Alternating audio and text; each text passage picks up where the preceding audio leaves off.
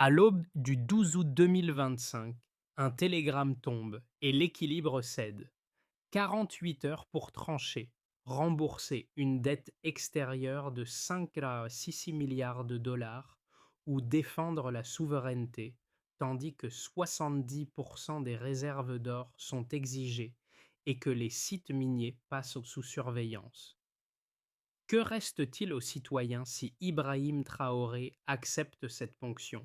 Et que se passe-t-il si le refus déclenche une secousse aux effets imprévisibles sur les prix, l'emploi et la dignité nationale?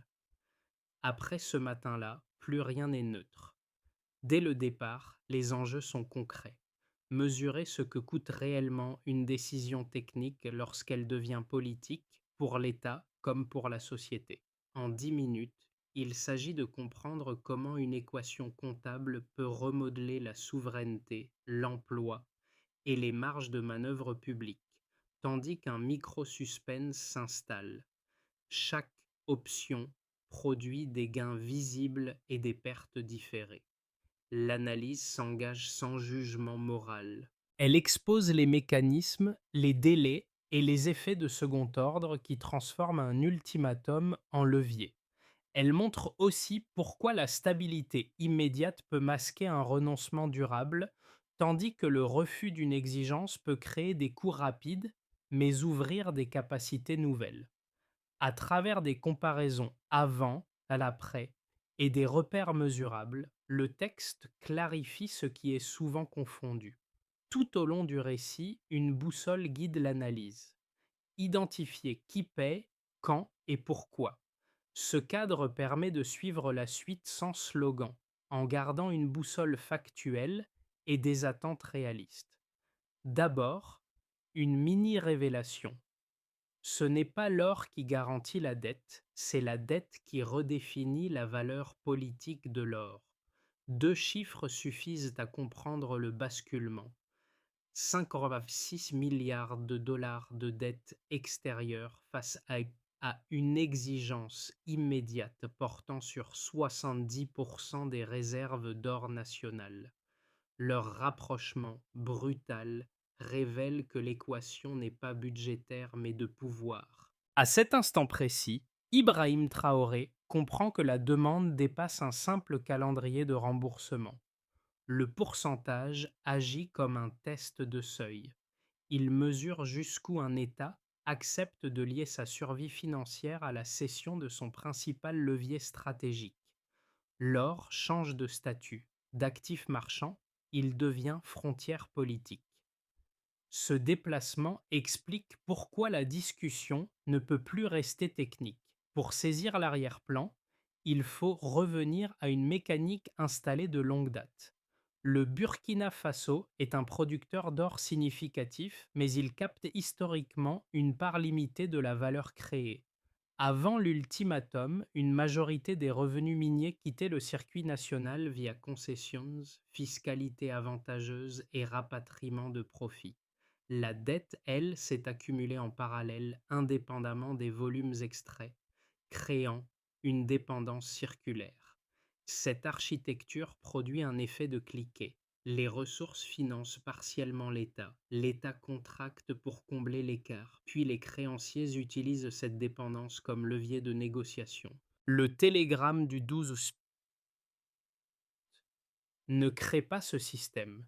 Il l'accélère et le rend visible, compressé dans un délai de 48 heures. Le temps devient une arme. Dans ce contexte, accepter ou refuser ne sont pas des choix symétriques. Accepter stabilise à court terme, mais fige un modèle d'externalisation stratégique. Refuser expose à des représailles économiques difficiles à anticiper, tout en introduisant une rupture dans la logique de dépendance. La question centrale se précise alors, et elle vise directement Ibrahim Traoré. À partir de quand une ressource cesse-t-elle d'être négociable? Dans la salle de réunion, les chiffres cessent d'être abstraits lorsqu'ils passent par des voies humaines. Ibrahim Traoré n'est pas seul face au dilemme. Autour de la table, trois profils structurent la discussion, chacun incarnant une temporalité différente de l'État. Le premier est un économiste méthodique. Il déroule une option intermédiaire présentée comme rationnelle et rassurante. Céder une part limitée des ressources pour obtenir un allègement immédiat, gagner du temps, éviter la rupture. Son raisonnement repose sur la continuité. Il parle de crédibilité financière, de flux à préserver, de stabilité à court terme. Son argument n'est pas idéologique, il est linéaire, presque apaisant. Face à lui, une juriste plus jeune ouvre un dossier rarement activé. Elle évoque la possibilité de réviser certaines clauses minières prévues par le droit mais jamais utilisées. Le terrain est incertain, juridiquement risqué, mais il introduit une variable nouvelle: reprendre l'initiative sans rompre formellement. Ce n'est pas une solution rapide. C'est un pari sur la durée, fondé sur la capacité de l'État à supporter un contentieux et à tenir une ligne. Un troisième conseiller déplace encore la focale. Issu du secteur sécuritaire, il ne parle ni de dette ni de contrat, mais de sites, de routes et de contrôle. Toute décision, rappelle-t-il, aura un effet immédiat sur le terrain. Rumeurs, perceptions, mouvements. La souveraineté commence par la maîtrise physique des lieux stratégiques. Ces voies ne proposent pas seulement des options. Elles révèlent un impact précoce souvent négligé. Avant toute annonce publique, l'appareil d'État se met en tension et teste sa cohésion. En clair, la décision façonne l'État avant l'économie. Avant l'ultimatum, la routine dominait. Les sites aurifères fonctionnaient sous les contrats existants. Les flux suivaient leurs canaux habituels et la dette restait une ligne abstraite dans des rapports périodiques. Après le télégramme du 12 août, tout s'accélère.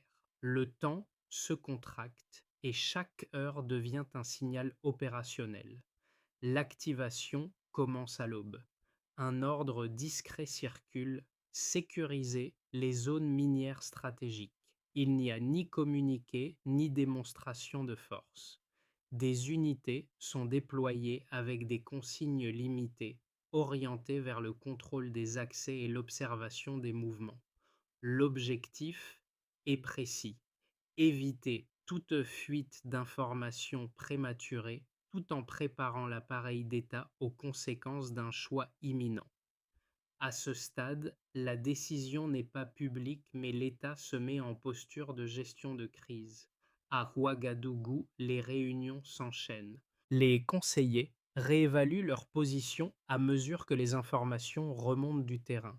Les téléphones vibrent, les notes s'empilent, les scénarios se croisent. En l'absence de parole officielle, l'incertitude devient un acteur à part entière. Les radios locales relaient des rumeurs. Certains parlent de nationalisation imminente, d'autres évoquent des représailles financières. L'information circule plus vite que les faits et chaque silence est interprété. Le point culminant survient lorsque l'image apparaît. Une photographie, captée par drone, montre une installation aurifère désormais sous contrôle militaire. Aucun commentaire ne l'accompagne. Pourtant, le message est limpide. Il marque un avant et un après. La crise quitte les cercles fermés et entre dans l'espace public régional. Pour Ibrahim Traoré, le geste est minimaliste par choix: montrer sans expliquer, signaler sans verrouiller. Les répliques suivent presque immédiatement. Sur les marchés, les acteurs ajustent leurs anticipations. Certaines opérations minières non essentielles sont suspendues, le temps d'obtenir des clarifications. Des partenaires étrangers sollicitent des explications par voie diplomatique. Rien n'est tranché officiellement, mais la dynamique est enclenchée. L'absence de parole devient elle-même une stratégie, laissant les signaux matériels parler. Sur le plan interne, les effets sont rapides. Les administrations locales renforcent leur coordination autour des infrastructures critiques. Les forces de sécurité redéfinissent leurs priorités territoriales. Les ministères économiques travaillent sur des scénarios de continuité, anticipant des retards de financement ou des ruptures d'approvisionnement. Chaque service agit dans son périmètre, sans visibilité totale, mais avec un même horizon: absorber le choc. Dans l'espace public, les perceptions divergent. Certains commerçants redoutent une instabilité prolongée. D'autres voient dans ces gestes une reprise de contrôle longtemps attendue. Les conversations changent de registre. On ne parle plus seulement de prix ou d'emploi, mais de dignité et de marge de manœuvre collective. Le récit national commence à se transformer avant même toute décision finale. Ce qui frappe dans cette séquence, c'est la vitesse. En moins de 24 heures, une exigence technique produit une reconfiguration opérationnelle, politique et symbolique. Le choix n'attend plus. Il agit déjà. Pour commencer, un point de départ mesurable.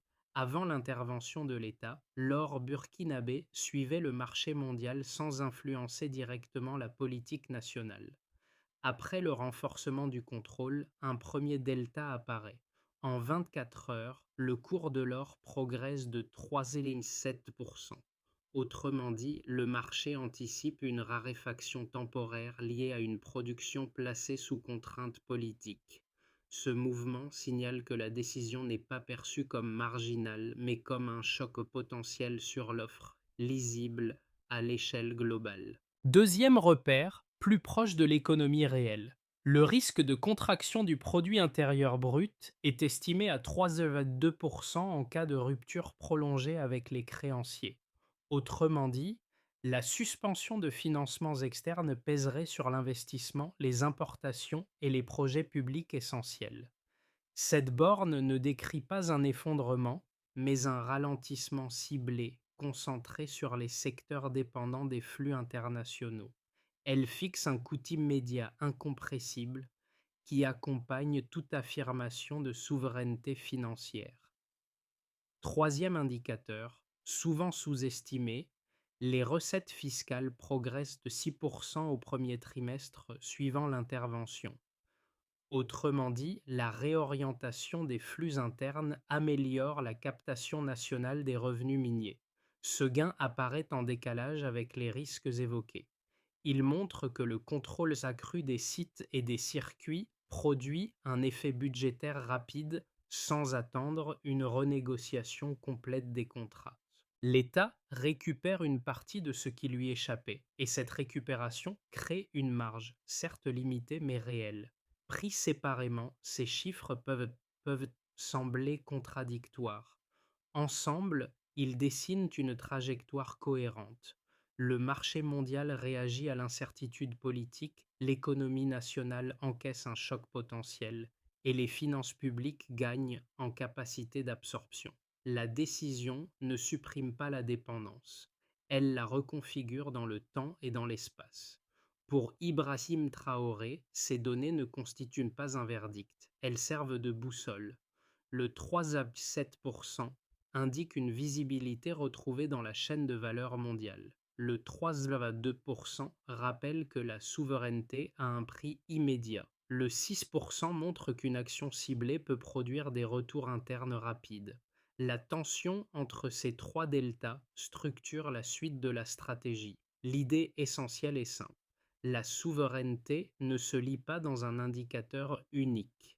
Elle se mesure dans l'écart entre coûts à court terme et capacités reconquises.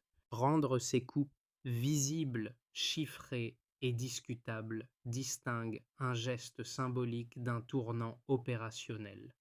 À ce stade, les chiffres ne disent pas si la trajectoire réussira. Ils montrent autre chose, plus rare. Un État accepte d'exposer ses contraintes pour tester ses leviers réels. La question reste ouverte et elle prépare la suite. Ces deltas annonce-t-il un pic transitoire ou les premiers jalons d'un nouvel équilibre? Le débat autour de la décision se structure rapidement en deux thèses solides, chacune appuyée sur une logique cohérente. Les ignorer affaiblirait l'analyse, les confronter permet d'en préciser les limites. La première thèse, dite pragmatique, met l'accent sur le risque d'isolement financier. Selon ses défenseurs, rompre avec les créanciers internationaux expose le pays à une contraction durable des financements, à la suspension de projets structurants et à une défiance prolongée des investisseurs. Il rappelle que l'accès au crédit conditionne la stabilité budgétaire dans une économie ouverte. Des précédents sont invoqués. Des États ayant défié l'ordre financier ont connu inflation, pénurie et récession. Dans cette lecture, préserver les relations existantes, même coûteuses, serait un moindre mal pour éviter une spirale négative difficile à enrayer. La seconde thèse part d'un constat inverse. Elle soutient que la dépendance financière est précisément la cause structurelle du sous-développement. Pour ses partisans, accepter l'ultimatum revient à figer un modèle où les ressources stratégiques financent des intérêts extérieurs sans effet durable sur l'économie locale. La dette n'est pas perçue comme un outil de stabilisation, mais comme un mécanisme de contrôle. Refuser, même au prix de tensions immédiates, permettrait de reprendre l'initiative et de créer un précédent, notamment dans l'espace sahélien. La réponse ne consiste pas à neutraliser ces positions, mais à les mettre en tension avec les données observées. Les chiffres montrent que le choc n'est ni inexistant ni total. Le risque de ralentissement économique existe, mais il est circonscrit à certains canaux. En parallèle, l'amélioration de la captation fiscale et le contrôle accru de la production indiquent une capacité d'ajustement interne. La réalité ne valide ni l'effondrement annoncé, ni la souveraineté instantanée promise. Ce face-à-face révèle une zone intermédiaire souvent négligée. La décision ne supprime pas la dépendance, elle en modifie les termes. Elle transforme une contrainte subie en rapport de force explicite. Le débat cesse alors d'être idéologique pour devenir opérationnel. Quels coûts accepter maintenant pour quelle marge demain et selon quel calendrier?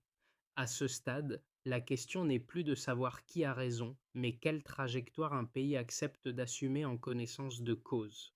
Au cœur de la crise, ce n'est ni un discours ni un communiqué qui fait basculer la perception. C'est une image diffusée sans commentaire, montrant un drapeau burkinabé hissé sur une installation aurifère désormais sécurisée.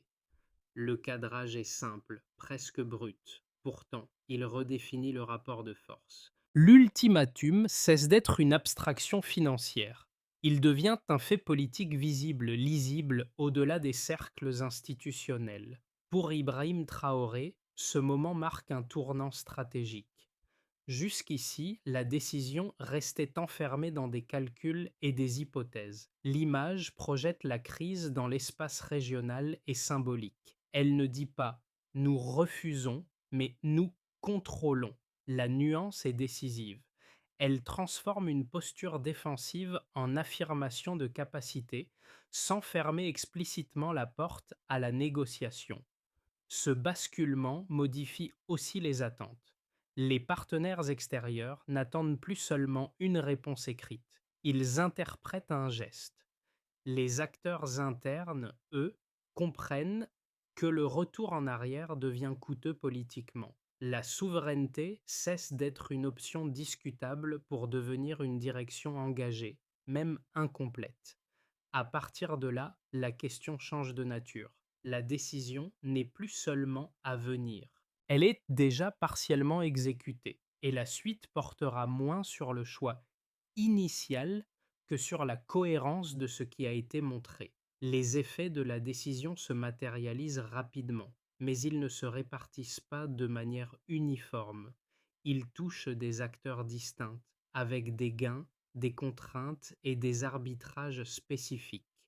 Cette distribution révèle ce que signifie concrètement transformer un choix politique en réalité vécue. Pour l'État, la première conséquence est institutionnelle.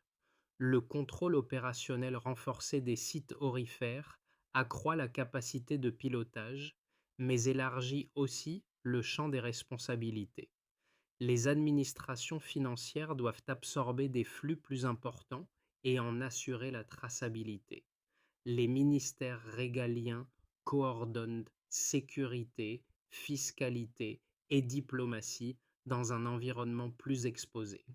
Sous l'impulsion d'Ibrahim Traoré, l'État gagne en visibilité stratégique et en marge de décision, mais il s'expose davantage aux pressions extérieures.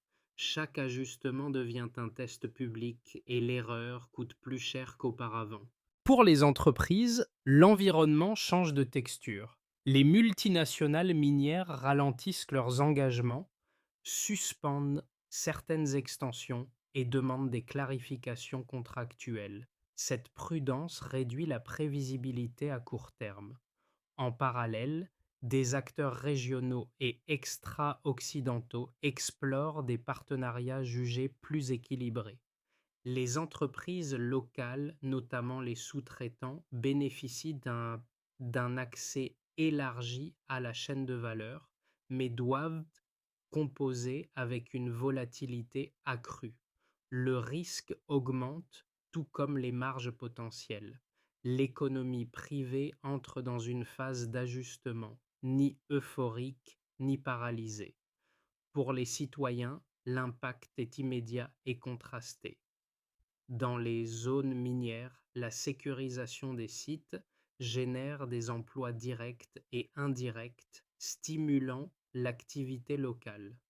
Ailleurs, les tensions logistiques et l'inflation importée pèsent sur le pouvoir d'achat, en particulier pour les ménages les plus vulnérables. Le débat public évolue.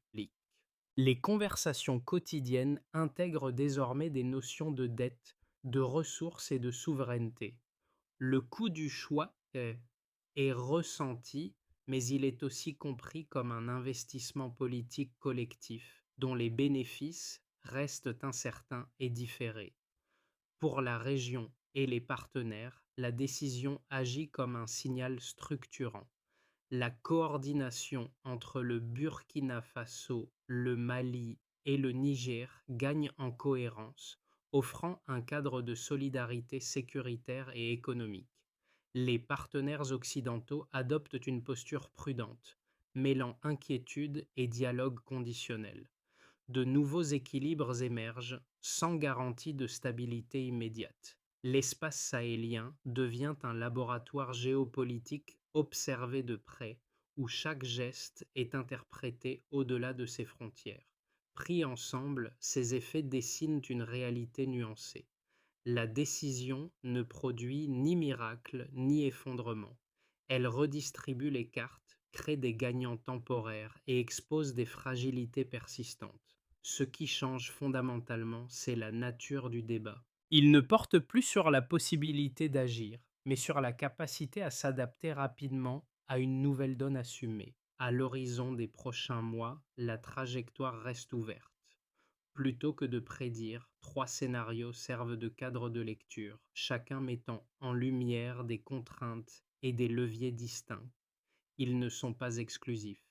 Ils décrivent des directions plausibles selon les choix d'exécution. Le scénario de base est celui de l'ajustement sous contrainte.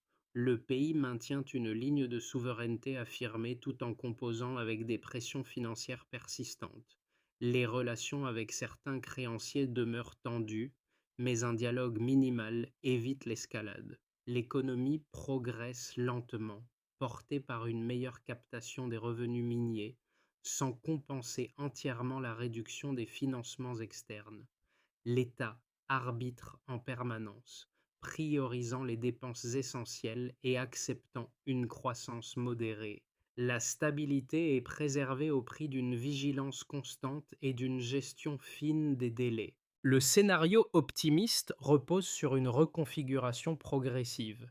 La décision initiale déclenche un effet d'entraînement régional. Les coopérations sécuritaires et économiques se renforcent, facilitant les flux commerciaux et la continuité des infrastructures critiques. De nouveaux partenariats émergent, l'UNIQUAD, plus équilibrés, permettant de lisser les chocs et de restaurer une forme de prévisibilité. Les recettes publiques gagnent en régularité, la confiance interne se consolide et le pays s'affirme comme acteur régional sans se couper de l'économie mondiale. Le scénario défavorable décrit une crête étroite. Les tensions financières s'aggravent, l'accès aux marchés internationaux se complique et l'investissement privé ralentit fortement. L'inflation pèse davantage sur les ménages, mettant à l'épreuve la cohésion sociale. La souveraineté est maintenue sur le principe, mais au prix d'une résilience économique sollicitée en continu. L'État gère l'urgence plus que la transformation. Ces scénarios partagent un point commun. Aucun n'autorise l'immobilisme. La variable déterminante n'est pas la réaction extérieure, mais la capacité interne à apprendre, à ajuster et à prioriser. Pour lire la suite avec justesse, gardons ceci en tête. Ne pas confondre trajectoire et verdict. Les mois à venir diront moins si le choix était juste que s'il a été suivi avec cohérence et discipline. Au-delà des indicateurs macroéconomiques, la décision se traduit par des ajustements concrets dans la vie quotidienne. Elle touche des trajectoires individuelles différentes, souvent discrètes, mais révélatrices de la manière dont une contrainte politique se diffuse dans la société. Pour les agents du secteur public, la période ouvre une zone d'incertitude mêlée de responsabilité. Enseignants, personnel de santé et agents administratifs perçoivent le choix comme un signal politique fort, mais aussi comme une contrainte budgétaire potentielle. Les ressources sont comptées, les attentes élevées. Le sentiment dominant n'est ni l'enthousiasme ni la crainte, mais une vigilance accrue sur l'usage de l'argent public et la continuité des services essentiels. Dans les foyers modestes et les quartiers populaires, l'effet est plus immédiat. La hausse de certains prix et les tensions logistiques pèsent sur les budgets. Pourtant, un déplacement du discours s'opère. Les conversations ne se limitent plus aux difficultés du quotidien. Elles intègrent des notions de dépendance, de ressources et de choix collectifs. La décision est vécue comme un effort assumé par le pays, même si ses bénéfices restent lointains et incertains. Chez les jeunes et les entrepreneurs locaux, la période agit comme un révélateur. Certains perçoivent une fenêtre d'opportunité dans un environnement moins dominé par des acteurs extérieurs. D'autres hésitent, conscients de la volatilité et des risques. L'envie d'initiative progresse, mais elle se heurte à des contraintes réelles de financement, d'accès au marché et de visibilité. Ces groupes vivent la situation de manière différente, parfois contradictoire. Ce qui les relie toutefois est un changement de rapport à l'avenir. L'incertitude n'est plus seulement subie, elle devient un paramètre avec lequel il faut composer, individuellement et collectivement. À ce niveau, l'enjeu dépasse les chiffres, il interroge la capacité d'une société à transformer une contrainte nationale en projet partagé, sans promesse excessive ni renoncement silencieux. Transformer un choix de rupture en trajectoire durable exige une exécution méthodique. À ce stade, l'enjeu n'est plus symbolique, il devient organisationnel, mesurable et séquencé dans le temps. D'abord, consolider le contrôle et clarifier. L'État renforce la supervision des sites aurifères et lance des audits ciblés des contrats existants. L'objectif n'est pas la rupture généralisée, mais la lisibilité. Qui exploite, à quelles conditions et avec quel retour effectif pour le pays. Cette phase crée une base factuelle commune, indispensable avant toute renégociation crédible. Ensuite, institutionnaliser la captation. Une structure de supervision indépendante est mise en place pour suivre les flux, limiter les fuites et améliorer la transparence. Les revenus récupérés sont fléchés vers des usages identifiables afin de renforcer la confiance interne et la crédibilité externe. Il s'agit de transformer un contrôle de fait en contrôle durable, opposable et vérifiable, puis diversifier pour amortir. Réduire la dépendance alors devient prioritaire. Des investissements ciblés dans l'agriculture, les infrastructures et les services essentiels sont encouragés en privilégiant des partenariats régionaux. L'objectif est d'élargir l'assiette économique sans créer de nouvelles vulnérabilités financières ni de dépendance de substitution. Enfin, protéger les plus exposés. Des mécanismes d'amortissement sont renforcés pour les populations vulnérables face aux ajustements économiques. L'éducation, l'emploi local et les filets sociaux deviennent des variables de stabilité, non des coûts secondaires. Sous l'impulsion d'Ibrahim Traoré, l'ensemble s'accompagne d'un dialogue diplomatique élargi. La négociation remplace l'ultimatum, la diversification remplace l'alignement exclusif. Cette feuille de route n'élimine pas les risques. Elle les organise pour pouvoir les mesurer, les corriger et tenir dans la durée. Le souvenir revient à la salle de réunion du début, là où les voix s'étaient opposées sans se contredire. L'économiste parlait de délai, la juriste de clause, le conseiller sécuritaire de contrôle. Aucun n'avait tort. Ensemble, ils dessinaient les contours d'un État obligé d'arbitrer sans filet, conscient que chaque option laisserait une trace durable. Ce moment préparatoire, discret, explique davantage la suite que n'importe quel communiqué. Avec le recul, la décision portée par Ibrahim Traoré apparaît moins comme un geste isolé que comme un point d'alignement. Les calculs financiers, les risques juridiques et les impératifs opérationnels convergent vers une exigence unique: tenir la cohérence entre ce qui est montré et ce qui est fait. La souveraineté ne se proclame pas, elle se vérifie jour après jour dans des choix parfois ingrats. Chaque site sécurisé, chaque flux clarifié, chaque négociation engagée prolonge ce premier instant de tension collective. Le symbole ne tient que s'il est suivi d'efforts concrets, répétés, souvent invisibles. C'est là que se joue la crédibilité, bien plus que dans l'annonce initiale. Une phrase entendue à huis clos résume cet état d'esprit sans emphase ni promesse. Choisir, c'est accepter d'en porter le prix. Cette histoire ne se referme pas avec une décision ni avec ses premières conséquences. Elle s'inscrit dans une séquence plus large où chaque société se heurte au même dilemme: jusqu'où accepter la contrainte pour préserver une marge de choix collective.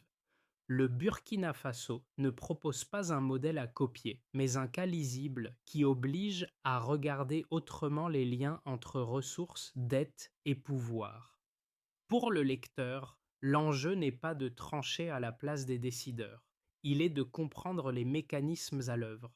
Comment une exigence financière devient-elle un test politique? À quel moment un symbole se transforme-t-il en responsabilité durable? Et surtout, comment juger une trajectoire avant d'en connaître les résultats à long terme, sans céder à l'enthousiasme ni au rejet réflexe? Ces questions dépassent un pays et une période.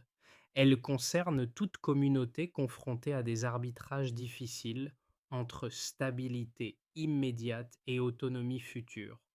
Le débat gagne à rester ouvert, informé et nuancé, car la compréhension collective précède souvent les choix les plus lucides. Si ce récit vous a aidé à clarifier ces enjeux, partagez-le, discutez-en, confrontez-le à d'autres lectures. Alors, face à des décisions qui engagent l'avenir, quels critères devraient, selon vous, primer avant tout?